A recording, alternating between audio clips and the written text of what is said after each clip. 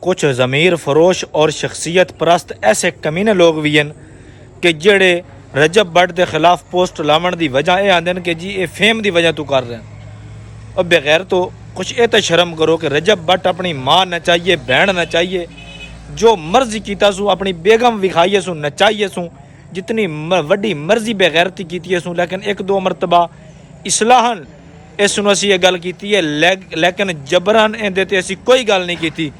कि अगर हुण तू माँ दी या बहन दी या बेगम दी वीडियो चाढ़ेगा तो असी तेरे को पुछ लांगे, ऐसी कोई गल नहीं हुई। लेकिन जदों हजूर अलैहिस्सलातु वस्सलाम दी नामूस की गल आवे फिर इहो जिहे कमीने नूं असी जुत्ती दी नोक ते भी नहीं लिखते। इहो जिहे बेगैरत साडे अगों किहड़ी चीज़ हैं। लिहाजा हुण उन्हें अपने जुर्म का इतराफ़ करके तौबा कर लईए और यही इहदे वास्ते बेहतर है। नहीं तो अन करीब इंशाअल्लाह अज़्ज़ वजल असीं इहनूं दसीए आ कि पुत्र पहले गल कुछ होर आई, लेकिन हुण जदों साडे नबी की गल आ जाए फिर असीं कोई ऐरा गैरा नत्थू खैरा साडे अगे कोई चीज़ नहीं है। करन वालियां नूं माजी दे विच भी तुसीं चंगी तरह जाणदे हो और मुस्तकबिल दे विच भी और मौजूदा सूरत हाल भी तुहानूं अच्छी तरह पता है कि सानूं कोई भी माई दा लाल फिर डक नहीं सकदा।